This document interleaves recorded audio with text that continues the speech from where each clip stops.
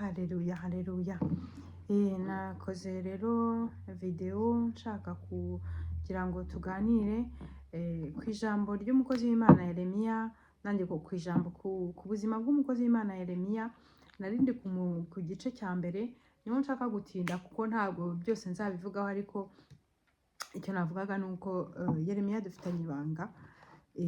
Ubwo rero Imana igira gutya iramuhamagara.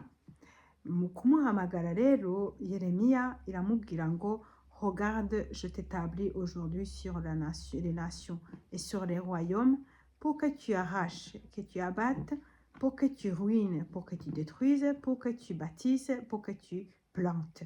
Mbega kugira ngo ukuremo ibibi ushyiremo ibyiza, wigisha abantu kandi ubaganirize kandi ugerageze kubabwira ibyanjye, ibyo nzakunyuzamo byose. Imana irongera iramubwira, hano tugeze ku murongo wa 12, et l'Éternel me dit, tu as bien vu, car je veille sur ma parole pour l'exécuter.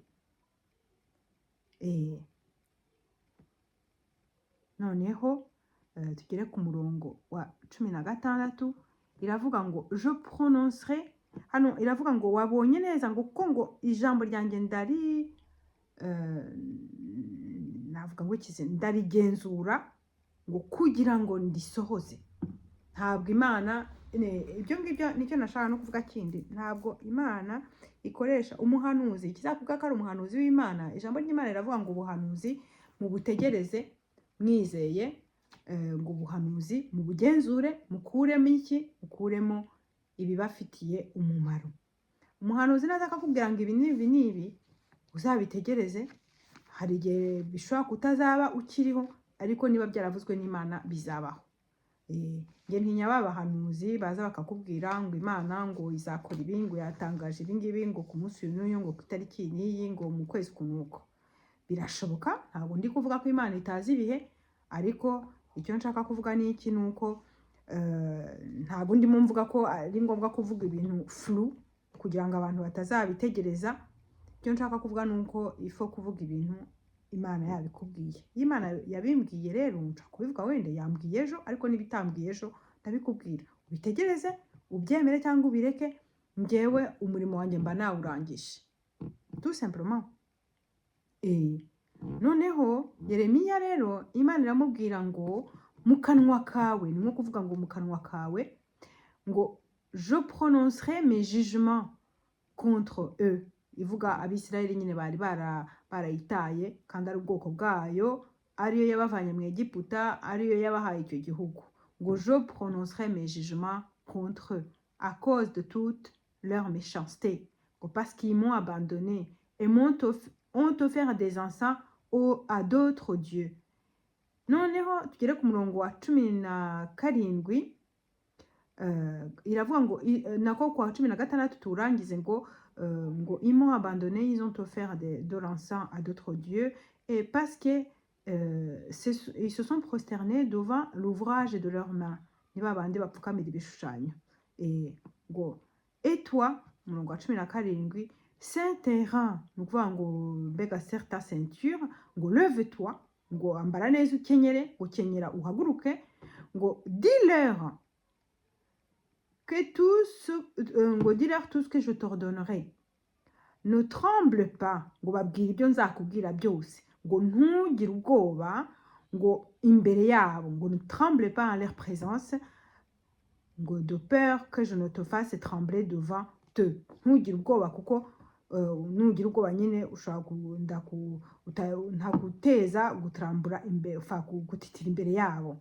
Tugere ku murongo wa 19, Imana iramubwira ngo ils te feront la guerre, ngo mais je ne les laisserai pas te vaincre. Ils te feront la guerre, mais ils ne te vaincront pas, parce que je suis avec toi pour te délivrer. Ngo bazaguteza imidugararo, bazakurwanya, ariko ntabwo nzatuma bagutsinda, ngo kuko ndi kumwe nawe kugira ngo ngutabare. Ijambo ry'Imana riravuga ngo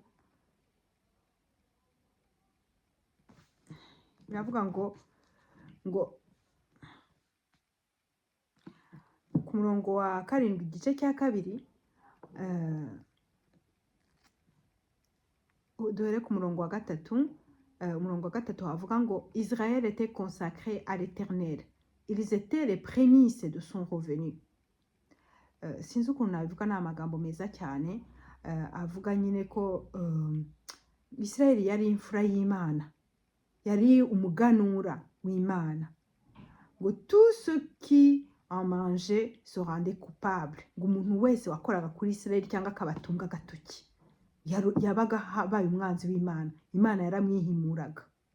Ngo et leur malheur fondé sur eux dit l'Éternel, umuntu wese mbega wavugaga ikibi cyangwa se akareba nabi Israel, Imana yitaga imuhana, kandi ikibi yabateje ikikamugarukaho, ngo n'ibyago bagize bikamugwaho, mbega icyo abifuje kibi kikamugwaho. Wumve rogere Imana ifite, yakundaga Israel cyane, yarabatonesheje, yarabagize umuganura wayo, yarabagize ses prémices. Ngo noneho tugere ku murongo wa 7 ngo je vous ai fait venir dans un pays semblable à un verger, nabazanye mu gihugu gisa nka le verger, ni ukuvuga umurima w'imbuto ziribwa, amapera, matunda, avoka, mbega hari pome, imbuto nziza zo kuribwa. Ngo je vous ai fait venir dans un pays semblable à un verger pour que vous en mangiez le fruit et les meilleures productions. Ngo kugira ngo murye imbuto zo muri icyo gihugu, ngo kandi n'imisaruro myiza yayo yose muyirye. Ngo mais vous êtes venus et vous avez souillé mon pays et vous avez fait de mon héritage une abomination. Ngo mwaraje mugeze mu gihugu, turi muri Yeremiya igice cya 2 umurongo wa 7, ngo muraza mugeze mu gihugu, ngo muracyanduza, mugihindura umwanda. Ngo vous avez souillé mon pays et vous avez fait de mon héritage une abomination. U Rwanda ni igihugu umunyarwanda yise umwana we Habyarimana, undi amwita Habimana, undi aravuga ati Imana yirirwa ahandi ariko igataha i Rwanda. Umubyeyi Kayirebwa araririmba ati Imana niyo nkuru, Imana itera amapfa burya ni nayo itanga aho bahahira. Abayiririmbiye ntago basobanukiwe icyo bivuga.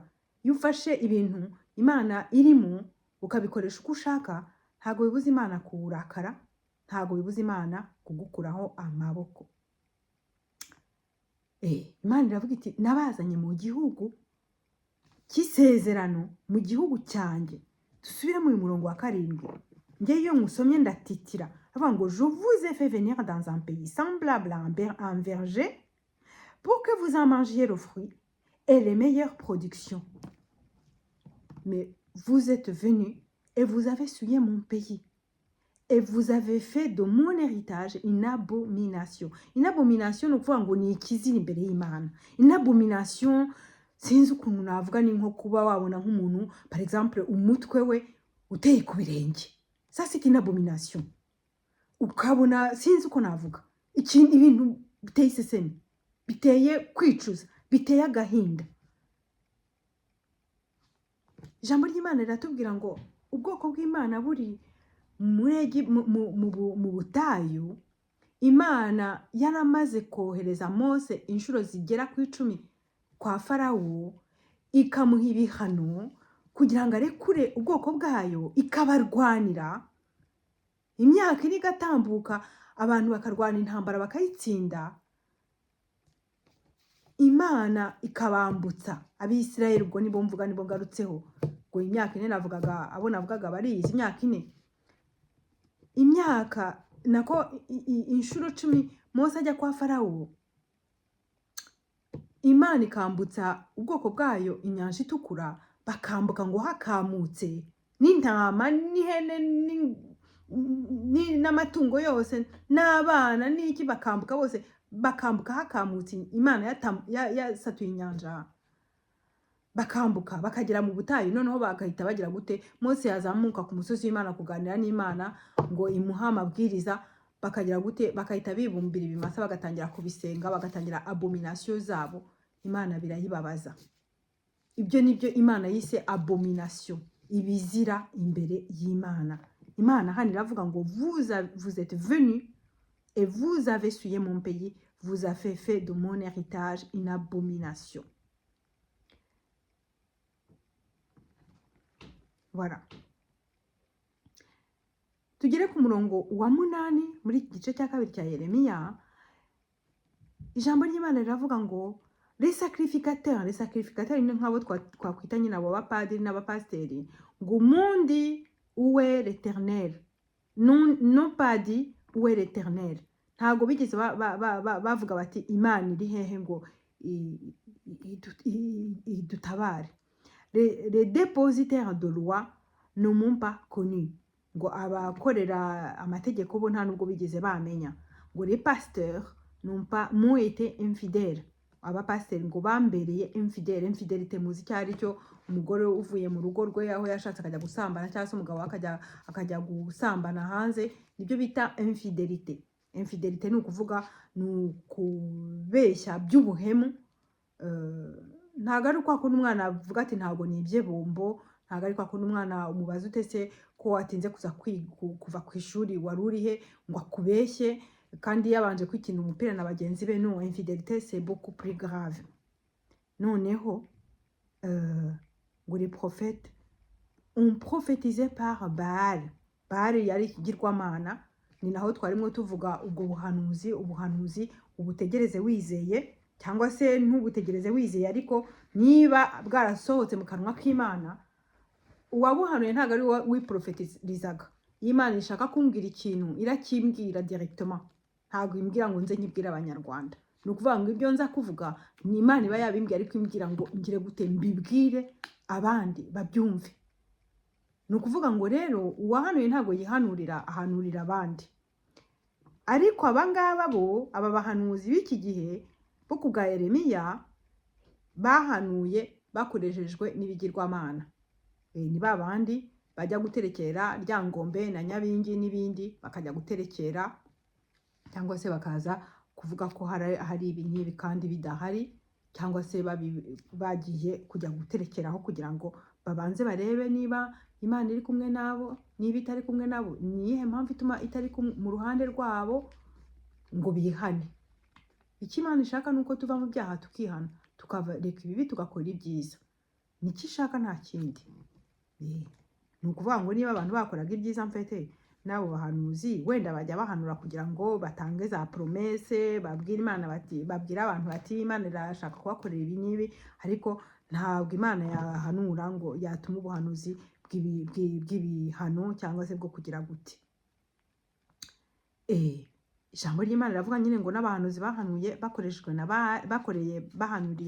bahanura ngo ils ont prophétisé par Baal, ils sont allés après ceux qui ne sont d'aucun secours.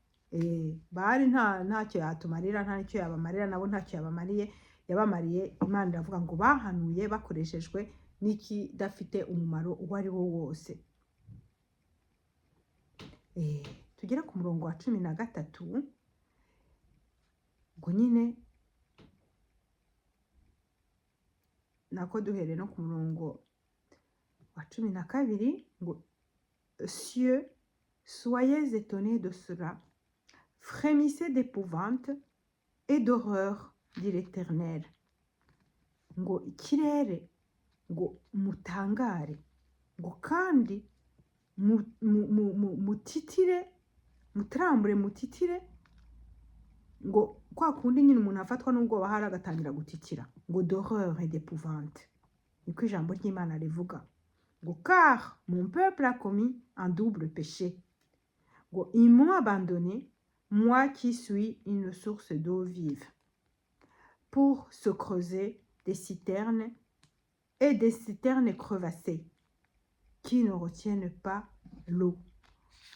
Imana iravuga ngo barantaye, ngo njyewe ufite amazi y'ubugingo buhoraho, ngo ngewe soko y'amazi y'ubugingo buhoraho, ngo baranta ngo bajya kwicukurira za siterine. Sinzi ukuntu nabivuga. Mu Rwanda habaga ibyo bita za kano, hakaba kano niko navuga amariba mu biturage, habaga amariba ndetse n'i Kigali yarahahoze, ngo amariba aho bitaga kwa Shimiti hariya mu Kanogo hari amariba, sinzi niba hari ahandi harabaga amariba simazi, ariko iriba ryo kwa Shimiti nararimenye. Noneho Imana iravuga ngo barantaye ngo bajya kwicukurira za siterine nyine. Hari ukunda kuntu abantu bacukura amariba. Hano mu Burayi hari abantu baba bafite amariba, bagira amariba bacukura, baracukura mfite burya munsi y'ubutaka ahantu hari hose haba hari anivodo ni ukuvuga munsi ugera uracukura ukaba wagera aho bita niveau de l'océan. Iyo ugeze kuri niveau de l'océan rero uba ufite amazi, haba hari amazi. Burya ahantu hose uracukura, bien sûr nujya gucukura ukaba uri ku musozi muremure, uzacukura metero 100 ngahe, wenda utarahagera cyangwa se 70 ngahe. Ariko n'ubu utuye ahantu nko mu kibaya par exemple, cyangwa se utuye munsi y'umusozi muremure, burya uba ufite amazi hafi. Isufi yo gucukura ukageza nko muri metero 10-15 uba ufite amazi. Cyane cyane iyo utuye nk'ahantu hafi y'inyanja, amazi aba atari kure. Hano abantu benshi bafite amariba mu rugo, ntago amazi tuyanywa cyangwa se ngo tuyakoreshe indi mirimo yo mu rugo, ariko hari n'abayakoresha muri za chasse d'eau, muri za toilette zo mu nzu, ukaba ufite arrivée d'eau yo hanze, cyangwa se tout simplement ukayakoresha muri arrosage muri ete. Hano nta mvura ibihari, ngo rero arrosage amariba mbega amfite amara icyo ngicyo nicyo akora cyane cyane. Iyo wahinze nk'itomati cyangwa se nitahinze izo tomati ukaba ufite n'indabo zawe, niyo zaba ziri mu darepo ushaka cyangwa se no koza imodoka tout simplement. Icyo nshaka kuvuga ni iki, siterine abantu bataye iriba nyine ry'isoko, kwa kundi wajyaga kuri kano ukaba ufite amazi y'isoko ukayakoresha ukayanywa akakugira umumaro ntagutera indwara. Noneho bajya gukreza za siterine. Amazi yo muri ayo mariba mvuga abantu bacukura ntabwo ari amazi ushobora kunywa, ntabwo ari amazi nyine. Navuga ko hari n'abayakoresha bagakoresha kuri chasse d'eau, ntabwo ari amazi wagena ngo utekeshe icyayi ukinywe, yagutera inzoka, kuko ntabwo ari amazi agenzuwe asukuwe yakuwemo imyanda na za microbe. Ntabwo ushobora kumenya niba nta pesticide zirimo ntaki. Ntabwo ari amazi wakoresha ngo yanywe cyangwa se ngo unayoge. Akenshi ni amazi nyine ukoresha muri iyo mirimo yindi isanzwe, koza imodoka inyuma, cyangwa se kuba wakuza wakuhira ibihingwa, ko ibihingwa byo bifite nyine ntabwo bigira icyo kibazo, ntabwo turwara indwara zimwe n'ibihingwa. Nuko ijambo ry'Imana riravuga ngo abantu banjye barantaye ngo bajya kwicukurira amariba ngo afite ngo yo muri za siterine ngo zinatobotse, ngo zitazi kugumana amazi. Ni ukuvuga ngo bagize gute, banywa amazi mabi kandi banafite umwuma, kuko ayo mazi nayo ubwayo bayanywa avanze n'ibiziba. Iravuga ngo Israël est-il un esclave acheté ou né dans la maison. Ni ukuvuga Abayisirayeli baje bafite Imana ni liberté yo kubana nayo, yo kuba mu rugo rw'umubyeyi. Ariko baraje bageze aho bageze muri Israeli bihindura abacakara b'icyaha. Ni ukuvuga ngo kera hakibaho abacakara, umucakara yashoboraga kubyara, ariko n'umwana yabyaraga nawe yabaga ari umucakara. Ni ukuvuga ngo umwana w'umucakara nawe yabaga ari umucakara. Umucakara rero hari umucakara wabaga yaraguzwe, hakaba n'umucakara wavukiye mu rugo nyine ni uwo nguwo. Cyangwa se n'abacakara babiri bashaka kuba bari mu rugo bagashakana bakabyarana, ariko umwana wabo akavukana ari umucakara. Niyo mpamvu rero Imana ivuga ngo kugira ngo Isirayeli bitware gutyo, mbazane mu gihugu gitemba amata n'ubuki, mbazane mu gihugu kimeze nka verger, kimeze nk'umurima w'imbuto, kugira ngo bazawurye kandi bawusarure bawororokeremo. Noneho bakajya abatambyi bakanta, abapasiteri bakanta, abanyamategeko bakanta, noneho bakajya guprofetiza par Baal. Imana iravuga ngo bakanta ngo ngewe ngo soko y'amazi meza, soko y'amazi source d'eau vive, ngo amazi y'ubugingo, ngo none bakajya gukoreza za siterine mbi zinatobotse. Imana iravuga ngo ku murongo wa 14 igice cya 2 haravuga ngo Israël est-il un esclave acheté ou né dans la maison. Bigize nk'abacakara ngo ese Israël ni umucakara waguzwe ngo cyangwa ni umucakara wavukiye mu nzu. Pourquoi donc devient-il une proie contre lui les lionceaux rugissent?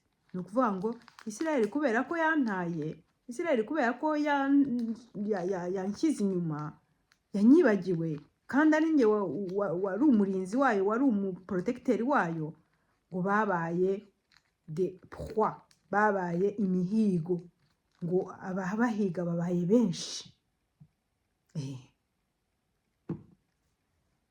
Haleluya, haleluya.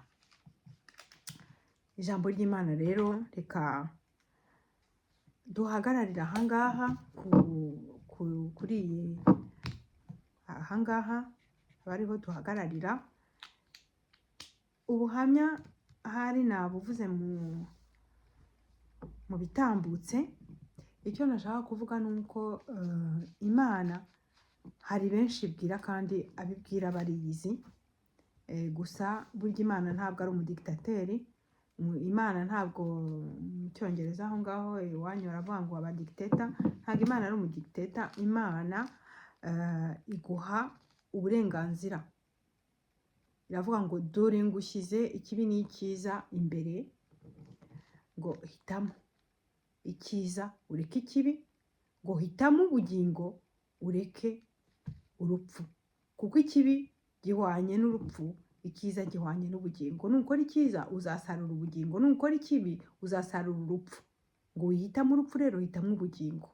Ariko Imana ntabwo iri buze kuguforsa, ntabwo Imana iri buze ngo igushyire mu mapingu, Imana ntabwo iri buze ngo ibanze igire gute. No, Imana irashaka kuguha valeur nk'umwana wayo. Imana irashaka kukubwira ngo naguhaye ubwenge bwo guhitamo ikibi n'icyiza. Hitamo ikibi, icyiza ureke ikibi, hagati y'ikibi n'icyiza. Ubwo rero muri make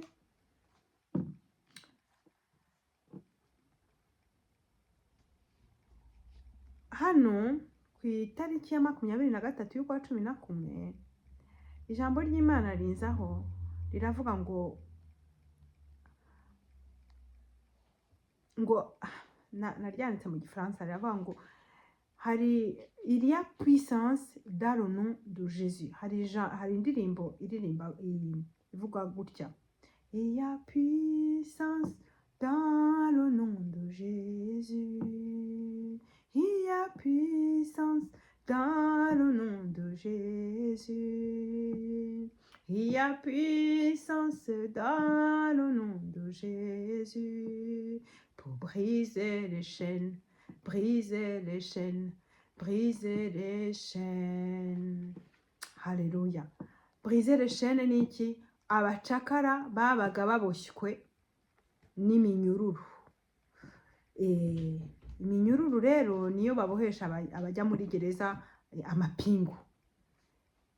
Ijambo ry'Imana riratubwira ngo hari une puissance, une force. Sinzi namwibuka ya ndirimbo bavuga mu Giswahili ngo Paulo na Sila baliomba milango ya gereza igafunguka. Umunyururu wese ababoshye, ariko hari n'ababoshye amapingu spirituel batazi ko bayafite kandi bayafite. Puissance ni imbaraga z'Imana. Iyo puissance bavuga muri Yesu harimo imbaraga zishwanyuza iyo minyururu. Ni ukuvuga ngo niba ushaka ko Yesu akubohora, bwira Yesu mubwira uti Imana mbohora, dore mboshywe n'iki, dore mboshywe n'ubujura, dore mboshywe n'ubusambanyi, dore mboshywe n'ibi, dore mboshywe n'ibi, mbohora. Ntabwo wakwibohora wenyine ngo ubishobore. Ntabwo umwisirayeli yari kwiyambutsa inyanja wenyine ngo ayishobore. Ntabwo umwisirayeli yari kwikura mu maboko ya Farawo ngo abishobore. Ariko nusaba Yesu azabigukorera. Nusaba Yesu ubishaka azabigukorera. Ntabwo Imana ifite igihe cyo gukina natwe mfite. Benshi bumvise ijambo ry'Imana benshi bumvise ibyo bagomba gukora ariko barabyirengagiza kuko bagira ngo baracyafite igihe. Mais détrompez-vous, nta gihe mufite. Ijambo ry'Imana riravuga ngo rinzaho rirambwira ngo urupfu ngo rwasijetisije imitima y'abantu y'abanyarwanda. Assujettissement ni iki? Assujettissement ni ukuvuga ni nka byari mwabonaga wenda ushaka kubona mu mafilime, sinzi ukuntu nabivuga hano, wenda hari ibintu byinshi abantu bareba ukaba wasobanukirwa n'icyo kintu. Assujettissement ni ukuvuga ngo umwami abo yategekaga babaga bitwa ses sujets. Umwami nyine aba afite les sujets. Assujettir quelqu'un ni ukumushyira munsi y'ubutware bwawe, ni ukumushyira munsi y'imbaraga zawe, ni ukumugira umuntu wo hasi yawe. Nyine umwami burya abanyagihugu be baba bitwa ses sujets. Abari mu Bwongereza babita les sujets du roi, tout simplement. Assujettir ni ukuvuga ngo ijambo ry'Imana riravuga ngo imitima y'abanyarwanda ngo urupfu rwarayasujetisije, ni ukuvuga ngo iri munsi y'ubutware bw'urupfu. Imana irambwira ngo les gens confondent croire en Dieu et faire des prières de mort, ngo comme si c'était leur dernier moment sur la terre. Ngo abantu barasenga ariko bagasenga avuga ngo nindamuka mpfuye, bagasenga basenga igihe cyose basenga ya nyuma, wagira ngo bari mu rupfu ntago bari mu buzima. Barasenga akumva nyine guhora afite ikintu cy'icyoba no kugira gute. Ariko kuba mu Mana ntago ari kuba mu bwoba, ni ukuvuga ngo ushobora kuba mu Mana naho waba uri ahantu hatari heza. Iyo uri kumwe n'Imana ntago wakagombye kuba muri icyo kintu cy'ubwoba, kuko gusenga y'ubwoba ntago ari ayo gukiranuka. Ntago Imana ikurinda kubera ko uyikunda, ariko Imana ishobora kubana nawe kuko uyikunda kandi ukagira ubuzima bwiza naho waba uri ahantu habi, ukagira relation nziza n'Imana. Ntago Imana yagukoresha utekereza ko buri munsi uri mu rupfu. Kandi Imana niba wumva uri ahantu hatagukundiye, hatakubereye heza, aho kugira ngo ube ahantu wumva uri mu rupfu imyaka ishira itahe, wanahava ukagenda, wanahava ukagenda. Ni ukuvuga ngo aho ngaho nibwo nyine Imana yambwiye ngo abantu basenga amasengesho igihe cyose ngo ukagira ngo ni wo munota wa nyuma wabo ku isi, ngo kandi ngo niyo mpamvu ngo bagira gute, ngo ils se mettent à la disposition de la mort tout en rentrant dans la peur. Ngo bari mu bwoba, mbega basigaye bayoborwa n'ubwoba. Noneho igihe kikagera bakabadomine, bakajya mbega munsi y'ubutware bw'urupfu n'ubwo bwoba. Ariko muribuka ko natangiye mvuga ngo il y a puissance dans le nom de Jésus. Noneho ndavuga iravuga ngo il y a puissance dans la vie spirituelle. Il y a puissance dans le nom de Jésus. Ngo il faut le vivre spirituellement. Il faut le vivre spirituellement. Il faut le vivre. Ni ukubibaho. Ubwo iyo ntuzi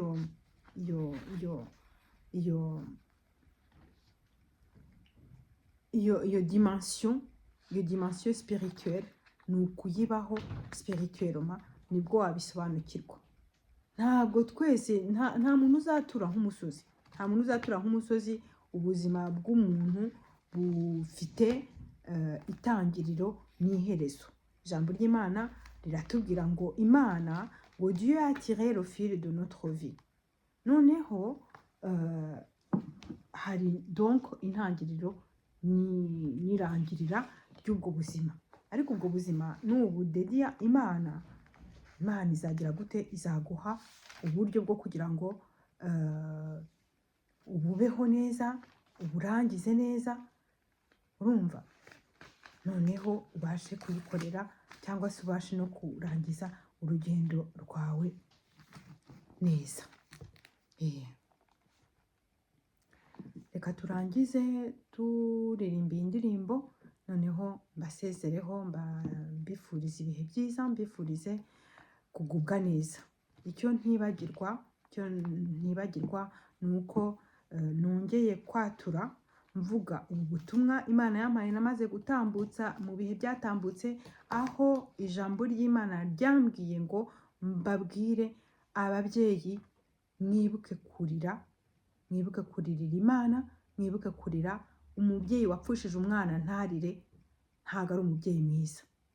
Ijambo ry'Imana hari aho tugera tukaribona, hari ntago ndibuka igitabo birimo, ariko hari aho tugera tukabona ijambo ry'Imana rivuga ngo Rasheli, Rasheli, Rasheli, Rasheli mwibuke burya Rasheli ni umuntu ukomeye cyane muri Isirayeli. Rasheli, Yakobo Yakobo yagiye ahunze mwene nyina Esawu. Ibyo sinzi ndumva narigeze kubivuga, ibyo umurage wa Esawu na Yakobo bavutse ari impanga. Esawu avuka mbere, ariko Yakobo ngo asohoka, mbega yasohokeye rimwe n'ukuboko kwa murumuna we kumufasha ikirenge. Yakobo nibyo navugaga bya bindi igihe cyageze nkatangira kwerekwa kandi nkatangira no kwibaza ibibazo byinshi mu buryo bwo kumenya Imana, ntasobanukiwe ntazi nuko ngomba kubigenza. Ariko Yakobo nawe yamye afite ayo matsiko yo kuvuga ati umurage, ibyo bita le droit d'aînesse muri Israel cyari ikintu gikomeye cyane. L'aîné niwe wabaga ari umutware w'umuryango, niwe wabaga ari le prince w'uwo muryango, nka kumwe navugaga ba Benyamite mu yindi video.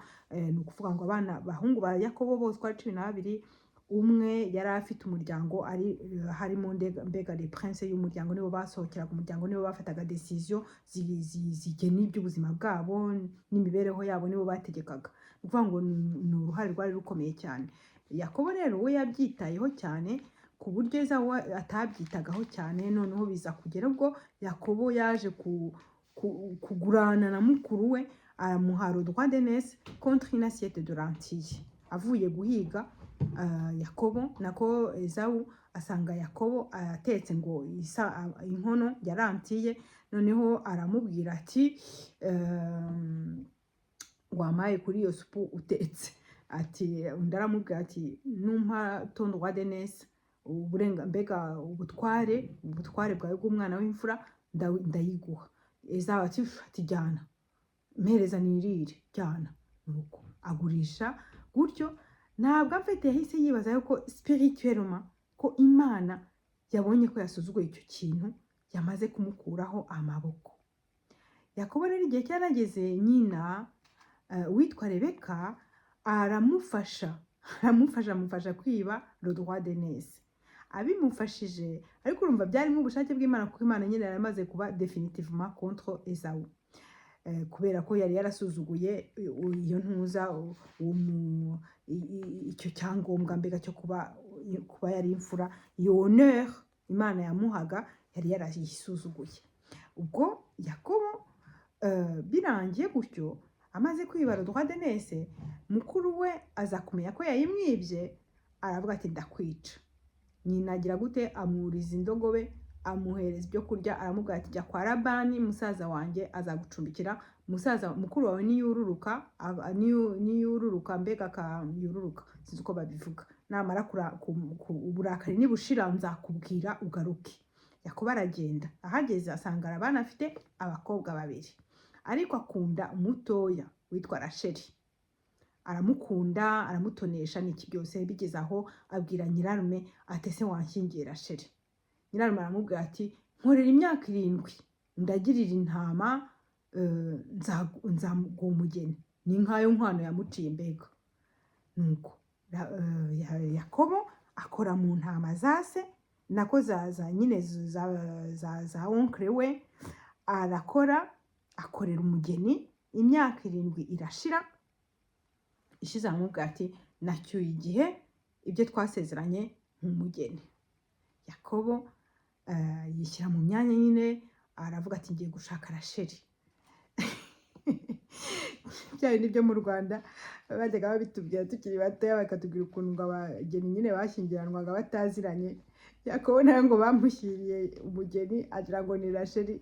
Barararana, ijoro rikeye agiye kubona yararanye na mukuru wa Rasheli, ntabwo nibuka nuko yitwa.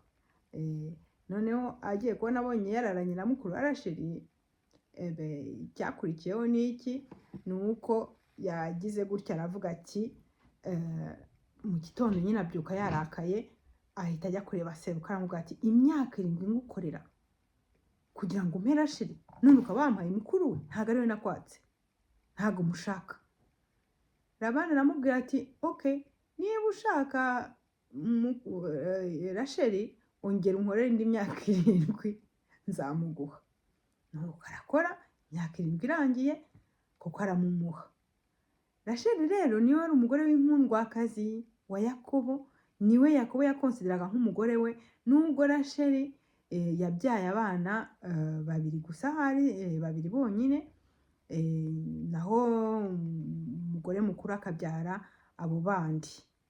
Ubwo rero igihe cyarageze, Dayeli Rasheli niwe wari nyina wa Yosefu. Ubona rero Yosefu yuko ari nawe wari ufite iyi mpano yo kwerekwa, yo kurota. Ni nayo mpamvu bene nyina bamugurishije muri Egiputa. Rasheli nako Yosefu ni umwe mu bana ba Rasheli. Rasheli rero niwe uvugwa muri Bibiliya, niwe ufatwa hari ntago navuga, niwe ufatwa nka nyina wa Isirayeli, niwe ufatwa nk'umubyeyi w'Abisirayeli, kuko niwe Yakobo yari yarahisemo, niwe wabyaye Yosefu. Yosefu niwe wagiye mu Egiputa, niwe wakijije bene se baje bahunze inzara bavuye muri Isirayeli baje mu Egiputa. Rasheli rero ni umuntu ukomeye. Ijambo ry'Imana hari aho rigera mu buhanuzi rikavuga ngo Rasheli, Imana iri guhanura nyine ibyago bizaba kuri Isirayeli, kubera ko Isirayeli yari yaragomeye Imana ikabahanurira iti ngiye kuzana abantu babakubite, babatwareho iminyago, babice, bagire gute, dore hazaba imirambo, dore hazagira gute. Imana iravuga ngo Rasheli ngo ari kurira urubyaro rwe, ngo ahetse amaboko. Ni ukuvuga ngo nk'umubyeyi ntabwo wakagombye kubuzwa kuririra abana bawe, ntabwo wakagombye kubuzwa kurira umwana watwise amezi 9 ukamubyara. Niba apfuye ntumurire, nukuri umubyeyi gito. Niba agize ibyago cyangwa akagira ibindi bibazo nturire, ntabwo bo yitwaye nk'umubyeyi. Kandi nawe ntabwo ndimo kuvuga ko ari wowe bubi, niba bakubuje kurira ntabwo wakagombye kumvira wakubuje kurira. Naho utarira ngo ujye mu muhanda uboroge ugire gute, cyangwa se ufata igihe kikiriho nkuko wenda batakikwemerera, ariko wemerewe nibura no kujya mu nzu yawe, mu gitanda cyawe, ukitwikira ishuka yawe, ukaririra Imana, ugasenga, ukaririra Imana. Imana iravuga ngo abantu bararira, ariko ntabwo numva amarira yabo, sindi kuyabona. Ntabwo nibaza impamvu bafite agahinda cyangwa se ntako bafite. Bararizwa n'iki? Barizwa n'ibyo kurya cyangwa barizwa n'abana bicwa cyangwa se bapfa cyangwa se bajyanwa mu ntambara? Mubyeyi wabuze umwana, mubyeyi wapfushije, ntabwo nkubwiye ngo ujya kurira umuturanyi mu gitondo azahamagara Libati, bari bamuje kurira none yarize, nimuze mu mufunge. Ariko wemerewe kwegera Imana ukayiririra, wemerewe kurira mu mutima wawe. Ijambo ry'Imana rirambwira ngo mwibuke ko imibiri yanyu ari insengero z'umwuka wera. Ndibuka mu barokore bajyaga birirwa wagira ngo abayobozi nabo bafite ibibazo, ugasanga ngo imibiri yanyu ngo ni insengero z'umwuka wera. Ni insengero z'umwuka wera, ariko inyigisho mu gihugu ntabwo ari ubusambanyi gusa, harimo n'ibindi byaha. Uyu munsi u Rwanda ntabwo rumazwe n'ubusambanyi gusa. Ni ukuvuga ngo ijambo ry'Imana ryanyibukije ngo mbabwire ngo imibiri yanyu ni insengero z'umwuka wera. Ni insengero z'umwuka wera, kuki mutayisengeramo? Ntabwo ari ngombwa kujya aho ngaho hahandi hari amazi atemba, hahandi hari ubuvumo, hahandi hari amashyamba, hahandi hagize gute, hamwe babasanga bakahabicira bakanahabahamba. Ntabwo ari Imana ibohereje. Imana irakubwira ngo urusengero rwarafunzwe, urumwe rwubatswe n'intoki z'abana b'abantu, jya mu rusengero nakubakiye, aho roho yawe ituye, mu mutima wawe. Ngo umubiri wawe ni urusengero rw'umwuka wera. Kuki udasengera muri urwo rusengero Imana yaguhaye utuye? Muri urwo rusengero utuyemo kuki udasenga? Kuki utagenda ngo uririre Imana? Kuki utajya kuyiregera? Imana irambwira ngo Rasheli ari kurira muri Isirayeli. Byarahanuwe ngo Rasheli ari kurira, kuko icyo gihe abagore bose bari mbega Rasheli niwe, iyo bavuga ngo Rasheli ni ukuvuga ngo ababyeyi bose muri Isirayeli bapfuje abana, benshi bapfuje abana, bararira. Noneho bakavuga ati Rasheli yarize. Ariko Rasheli wo mu Rwanda ntabwo Imana iri kumubona arira. Ntabwo Rasheli wo mu Rwanda Imana iri kumubona arira. umwana baramujyana muri Kongo akagwayo bakakohereza ibaruwa bakubwira ngo uceceke ugaceceka ntunavuga uti ngiye kurira Imana ntabwo Imana iri kubona amarira izaza kuhoza yahe mutarize amarira Imana izaza kubahoza naya mutarira nongere rero ntange ubwo butumwa kuko numvaga ngomba kubusubiramo Imana yambwiye ko nzabusubiramo igihe cyinshi ariko nizere ko ntarimo kubwira abatumva ubwo namwe murabyumva ngo aho abagabo bahuriye ngo aho imfura zihuriye niho aho zasezeraniye niho zihurira namwe rero mwibuka ko hari ahantu Imana ibabwiye ngo mugomba kuyisanga mu rusengero rw'umwuka wera rumwe yabubakiye rumwe rutubatswe n'intoki z'abana b'abantu aho ngaho ni ujya kuhasenga ukaririmba ukayisukira amarira yawe niho izamenya ko hari barasheri bangahe barira mu Rwanda hari bangahe bari kurira mu Rwanda ntabwo mvuga ko ari abapfushije abana gusa n'ufite ibindi bibazo aririra jya mu rusengero Imana yakubakiye ntabwo ari ngombwa ngo ufate umuhanda ngo ujye kugira gute hari ikintu babigishije icyo kintu ni ikibazo gikomeye cyane hari ikintu babigishije ariko icyo gihe nyine cyari igihe cyacyo intambara imaze kurangira insengero zarazamutse zizamuka nk'ibyoba mu mujyi wa Kigali no hirya no hino na hehe hose ariko hari uwahoze abivuga neza ni naho ngaho tuba buri village yose biri mu rusengero ni ukuvuga ngo izo nsengero nyine nazo zari les lieux de contrôle bakaza kumenya abatuye iyo quartier abaza mu rusengero abagize gute abaza kwihana bihana iki bakoze iki wowe uturanye nande ariko harya yavuye muri Kongo cyangwa ntiyavuye muri Kongo cyangwa se harya mugabo ya mudamu ntafunze zari lieux de contrôle ariko uyu munsi ntabwo ariko bikimeze ni ukuvuga ngo ntibakizikeneye ntabwo bakizikeneye kandi n'Imana isamfishe ntabwo nayo ntabwo ubona basa nk'abatayikeneye ariko uracyayikeneye kuko iyo Mana wenda niyo ikiguhagaritse uyu munsi iyo Mana yarakurinze uko biri kose jya mu rusengero yakubakiye uyisenge uyisabe uyiririre ntabwo ari ngombwa niba atakwemera kuwumbura umunwa ntuzawubumbura ariko ushobora gusengera mu mutima wawe ntawe ubibwiye n'uwo muryamanye ntabimenye wa wundi ugucungira mu rugo rwawe ntabimenye na wa mwana ushobora kujya kukurega ntabimenye kuko icyo byagenze ni ikintu ko umuryango warasenyutse umubyeyi ntakizera umwana we umugabo ntakizera umugore kandi bavuga ngo iki ngo c'est la moitié ngo c'est à moitié umugabo c'est la moitié de l'homme de la femme c'est la moitié de l'homme ariko l'autre moitié n'a plus confiance la moitié n'a plus confiance à l'autre moitié umwana ntakigirira icyizere ababyeyi be umwana baraza bakamuhambira bakamujyana umubyeyi agasigara acecetse ari aho ngaho bikayoberana murashaka ko Imana ibatabara gute ko il faut se mettre en disposition yo gutabarwa abisirayeli igihe cyarageze babonye uburyo Farawo abakandamiza ngo bari imyaka 400 yari ishize bari baragiye ngo bongorerana harimo bakeya bari bazi yawe bazi iby'Imana bazi iki byose baragiye babikibanga baza kwibuka ko bafite Imana baza kwibuka ko hari Uhoraho baza kwibuka ko hari igihugu cy'isezerano batangira kugira gute babonye bibayobeye niho Imana yagize gute yibutse isezerano ryayo ntabwo yararyibagiwe ariko yari itegereje ko baba prêt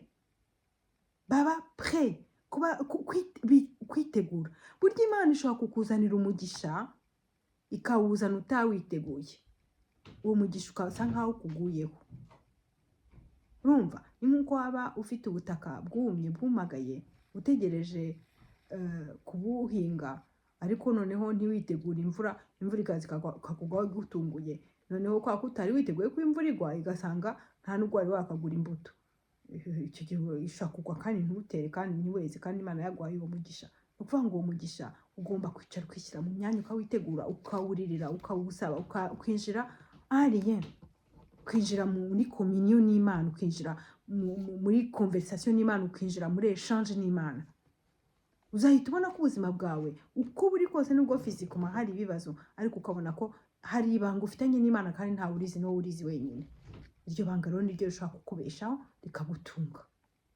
rikagutunga rikagusunikisha iminsi kuko uba ufite ibyiringiro byo kuvuga ngo niyo napfa ntago narimbuka, niyo napfa hari aho najya. Ariko hari n'icyo nahereyeho mvuga mu yindi video, Imana iravuga ngo imishinga mfitiye abana banjye ngo ni iy'ubuzima ntabwo ari iy'urupfu, ngo ni iy'amahoro ntabwo ari iy'intambara. Ushaka kuzana urupfu ntabwo ari mu mushinga wanjye, ntabwo ariyo pura nateguye. Uzana intambara ntabwo ariyo pura y'Imana. Kucyumvira umuntu utari muri pura y'Imana, kandi Imana irimo ikubwira ngo hari pura ngufitiye, ishyire mu myanya nyigukorere, igutunganyiriza. Sisa aho ngaho niho twakagombye kubanza gutekereza neza. Uwiteka ahabwa icyubahiro. Nizere kubwo ntabwo ndi kugosorera mu rucaca. Imana ishimwe cyane. Reka turirimbe indirimbo ya 47 ivuga ngo ni mu ndirimbo z'agakiza ubanza. N'igihe giti intambara igashira, n'igihe gito umuraba ugacyahwa, noneho nkarambika umutwe wanjye muri rwa rubavu rwa Yesu nkunda.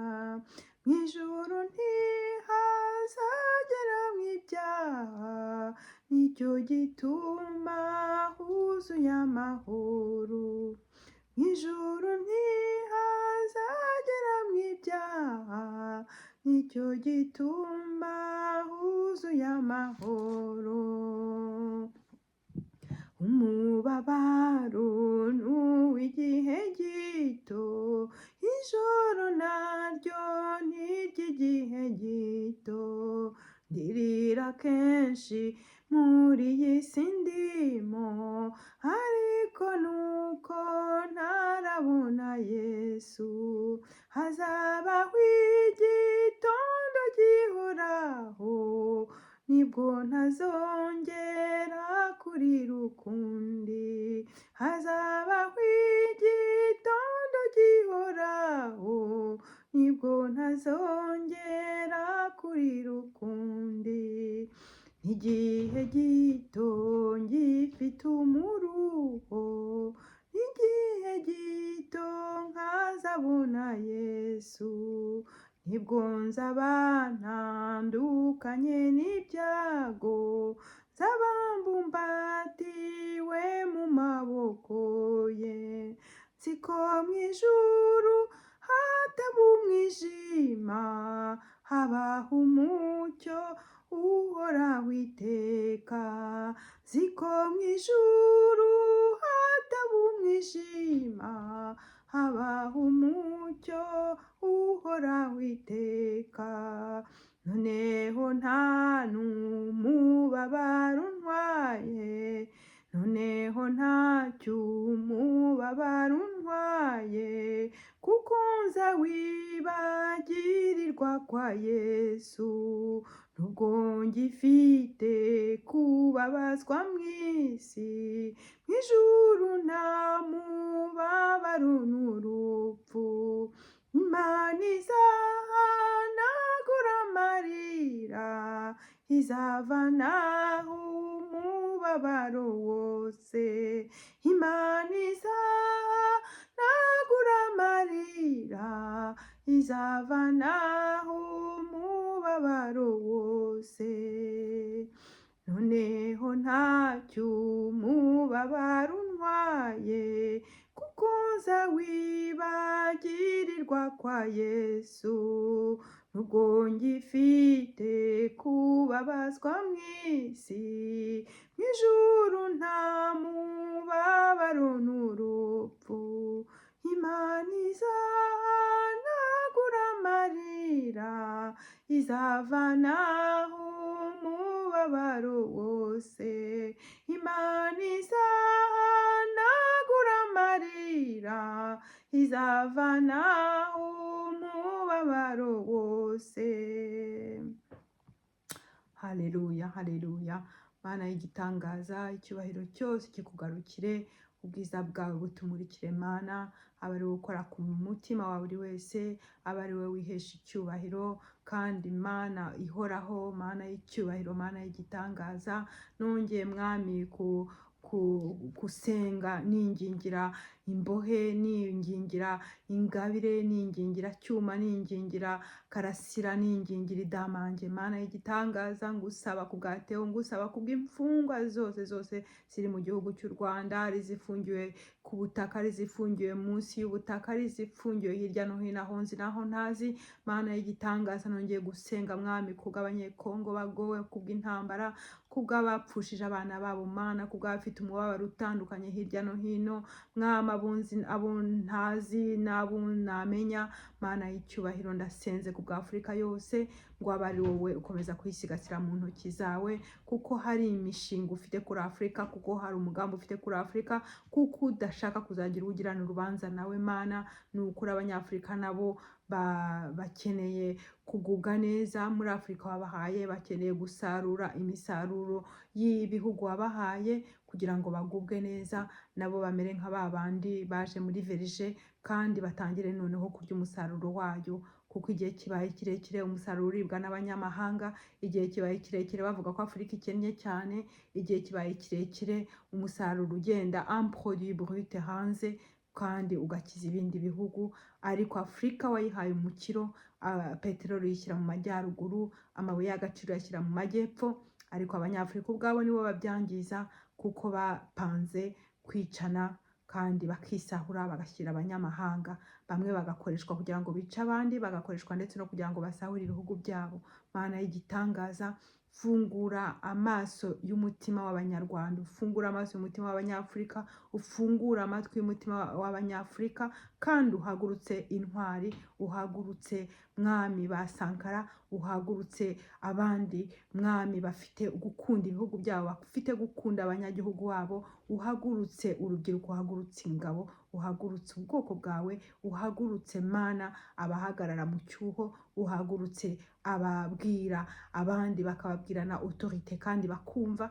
Mana y'igitangaza, nk'uko wahagurukije Dawidi kugira ngo atabare Isirayeli, tuzi yuko mwami mu bihe byose intwari zabayeho ba Alexandre le Grand barahaguruka, kuko Mana y'igitangaza igihe kiragera, ariko ntabwo uri Imana yibagirwa. Igihe kiragera ukibuka ubwoko bwawe, igihe kiragera ukibuka abana bawe.